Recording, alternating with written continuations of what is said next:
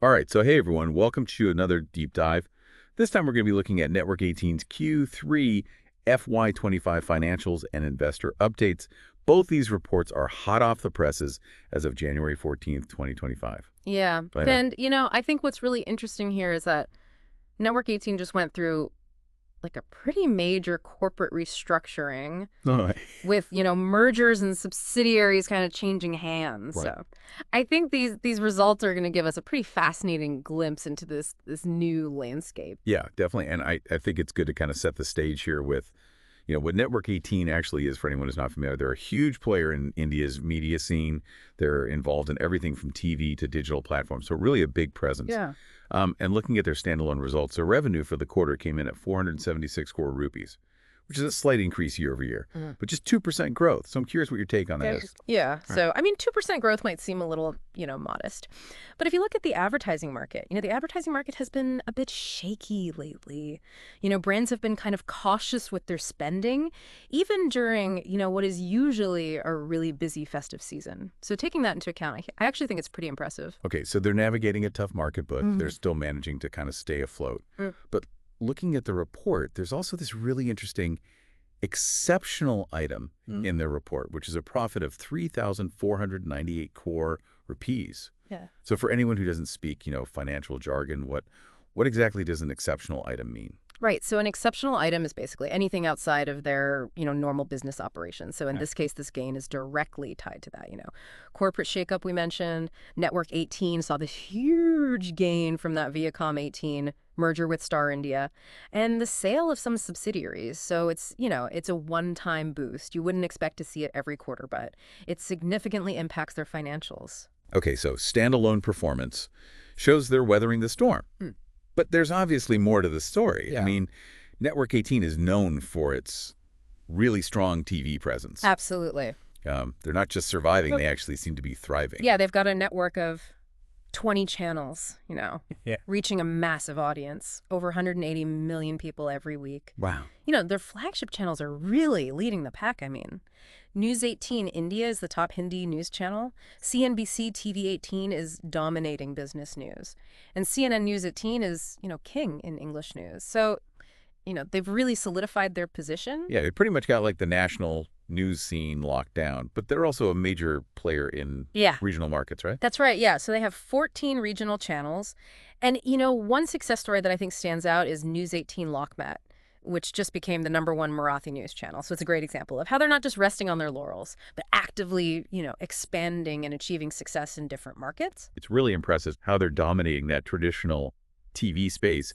But let's not forget their digital presence. I mean, they own major platforms like Money Control, News18.com, and First Post. These aren't just big names. They're attracting a huge digital audience. So I'm curious, what are some of the standout achievements in their digital strategy this quarter? Well, one major milestone is Money Control, hitting 1 million paid subscribers. Wow. To put that into perspective, that makes them India's largest digital news subscription platform. They even rang the opening bell at the National Stock Exchange to celebrate. So it's a huge testament to their success in attracting and retaining, paying subscribers in this digital age. Yeah, a million subscribers, they're clearly doing something right. And it's not just about subscriber numbers. Yeah. Their engagement metrics are pretty impressive, too. What can you tell us about that? Yeah. So they're seeing double the page views and significantly more time spent on their platforms compared to their competitors. So, this suggests that they're delivering content that people find valuable and engaging, which is, crucial in this competitive world of digital media. And what's really interesting is that they're not limiting themselves to just news. Yeah. Money Control is kind of branching out into fintech as well. Oh, interesting. So what exactly are they doing in that space? So they're offering users a range of financial services within the Money Control platform. So you can now check your credit score, apply for loans, even set up fixed deposits all in one place. So it's a smart move to kind of tap into India's rapidly growing fintech market and cater to that increasing demand for digital financial solutions. So they're killing it in traditional TV. They're dominating the digital space. And now they're expanding into fintech. Yeah. But let's go back to that Viacom 18 merger for a second, the one that resulted in that, massive exceptional item. This is where things get a bit complex, right? It is a complex deal, but let me try to break it down. So the merger with Star India, which finalized in November, created this huge media powerhouse that, encompasses both broadcasting and streaming services. And to understand the scale of this venture, Reliance Industries invested a whopping 11,500 crore rupees into this joint venture. So that's a major vote of confidence, signaling their belief in the potential of this joint venture. And where does Network 18 fit into this new mega company? Do they have a piece of the pie? They do, yeah. They now hold a 6.3% stake in this joint venture. So think of it like owning a slice of a potentially massive and rapidly growing media empire. It's a complex financial arrangement, but the takeaway is that Network 18 is now strategically positioned to benefit from this new venture's success. This is all really fascinating, but before we get too deep into that, I want to shift gears a bit and talk about something that kind of caught my eye in the reports. So I noticed something kind of interesting, like a bit of a contrast. In the reports, though, the standalone report highlights this, exceptional item of profit. But then the consolidated report actually shows a significant loss. So what explains that difference? Right, so that's a good point. The standalone report focuses just on, Network 18's core business. The consolidated report takes into account, the performance of all their subsidiaries. So the loss that you're seeing there is mainly due to the deconsolidation of Viacom 18 as a subsidiary. Okay, so walk me through that. What does deconsolidation mean in this context? So essentially it means that Viacom 18 is no longer fully controlled by Network 18. Remember how Reliance Industries converted their preference shares into equity shares? Yeah. So that kind of shifted the ownership structure, meaning that, Network 18 doesn't have complete control over Viacom 18's financials anymore. So even though they benefit from that 6.3% stake in the joint venture, they don't have that same level of control. Right. Which impacts the overall consolidated numbers. Exactly. It's kind of like letting go of the reins. Yeah. But still holding on to a piece of the horse. Yeah, it's a great analogy. It's a complex, financial maneuver. But it allows Network 18 to kind of, participate in the potential upside of this joint venture, while also, freeing them from bearing the full weight of any losses. That makes sense. But back to this joint venture for a second. What exactly does this merger of Viacom 18 and Star India bring to the table? What's the big picture here? Yeah, so this merger creates a media behemoth, essentially. It combines, Viacom 18's entertainment channels, so think Colors, MTV, with Star India's massive sports portfolio. And that includes broadcasting rights for, hugely popular cricket leagues like the IPL. Oh, no, so they're now a major player in both entertainment and sports. But does this signal kind of a shift away from their core news business? Are they spreading themselves too thin? I don't think so, no. Their news channels are still performing incredibly well. This joint venture is more about diversification, expanding their revenue streams. Streaming is a massive growth area globally. And this merger kind of allows them to compete with, international giants like Netflix and Amazon Prime. This is not about abandoning their successful news business, Right. but rather adding another powerful engine Exactly. to their growth strategy. They're essentially covering all their bases. Yeah. And this brings me to another point. We talked about their advertising revenue taking a bit of a hit. What does that tell us about the broader economic situation in India? Yeah, that's a really significant point. The fact that brands, especially during the festive season, were hesitant to spend big on advertising suggests, some level of caution in the market. It could be a reflection of concerns about consumer spending or overall economic uncertainty. So even though Network 18 is performing well, individually this dip in advertising revenue could be a warning sign for the Indian economy as a whole. Yeah. It's certainly something to watch. If this trend continues, it could have implications, not just for media companies, but for businesses across all sectors. It's a reminder that even in a company's success, there can be hints about, larger economic trends. Right. But let's bring this back to our listener for a second.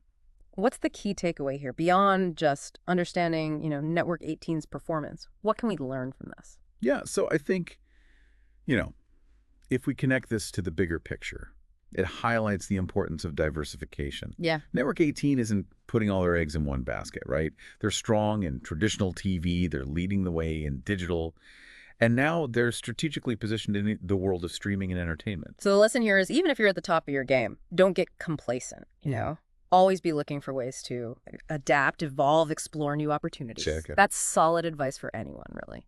Absolutely. And as you continue to, Explore Network 18 or other companies. Remember to look beyond just the numbers. Consider the broader context, the economic factors, the strategic decisions being made. That's where the real insights lie. That's a great point. So to sum it up, Network 18's Q3 was a whirlwind of activity, solid standalone performance, continued dominance in TV, major digital milestones, and a massive merger that's reshaping the media landscape. But if you had to pick one thing that really stands out about Network 18's future from all this, what would it be? I'd say it's their adaptability and their willingness to make bold moves. They're not afraid to shake things up and try new things. They're constantly evolving and pushing boundaries. They're doing it all. They're navigating, a complex and ever-changing media landscape. Yeah. But I think what's really fascinating is their foray into digital subscriptions. Yeah. Money Control hitting 1 million paid subscribers is a huge accomplishment, especially in a market where free content is so readily available. It is, and it speaks to the quality and value of their content. People are willing to pay for, reliable news, insightful analysis, and a platform that caters to their financial needs. It's a trend that we're seeing across, the media industry globally. So what does this success with Money Control tell us about the future of, digital news and content in India? Is this a sign that people are becoming more willing to pay for quality content online? I think so. It's a shift in consumer behavior. People are realizing that, free content often comes with a hidden cost, whether it's, intrusive ads, data privacy concerns, or a lack of depth and quality. So there's growing appreciation for platforms that prioritize reliable information and offer value-added services, even if it comes with a subscription fee. And Money Control seems to have kind of cracked the code in that sense. They're providing a comprehensive platform that combines news, analysis, and financial tools. It's a model that others in the industry might look to emulate. Absolutely. It's a blueprint for success in the digital age. Okay, so we've covered a lot of ground here, but there's one more aspect I want to touch on before we wrap things up. So we talked about, Network 18's diverse portfolio, but I'm curious about their regional strategy. They've got these 14 regional channels, and you highlighted the success of News 18 Lokmat in the Marathi market. Right. What's the significance of this, regional focus, especially in a country as diverse as India? Yeah, it's crucial. India isn't a monolithic market. Each region has, its own cultural nuances, language preferences, and news consumption habits. And Network 18 recognizes this and has strategically built a really strong regional presence. So it's not just about translating content. It's about understanding the specific needs and interests of each regional audience. Exactly. Take News 18 Lokmat, for example. It wasn't just about launching a Marathi news channel. It was about understanding the Marathi viewer, delivering content that resonated with their cultural context and, building trust within that community. It's like they're creating hyperlocal experiences on a national scale. Yeah. And this regional strength adds another layer to, Network 18's dominance. But let's shift gears for a moment and talk about something that you mentioned earlier, which is the caution in the advertising market. Right. If this trend continues, what are the potential long-term implications for a company like Network 18? If brands, continue to tighten their advertising budgets, it could put pressure on Network 18's, revenue growth, especially in their traditional TV business. However, their, diversified portfolio provides some insulation. Their digital platforms with, their strong subscription base offer a more stable revenue stream that's less reliant on advertising fluctuations. So their move into digital, particularly with the success of Money Control, could be a real lifesaver. In a potentially challenging advertising market, it's like they anticipated this shift and positioned themselves accordingly. They've certainly shown foresight in their strategic decisions. And this brings us back to, a key takeaway for anyone following Network 18 or, frankly, any business, the importance of adaptability. This company isn't standing still. They're constantly evolving, exploring new avenues, and making sure that they're not overly reliant on any single revenue stream. It's a powerful lesson. It's a reminder that in today's fast-paced world, complacency can be a company's downfall. You got to be willing to adapt, innovate, and sometimes take calculated risks. And Network 18 seems to be doing just that.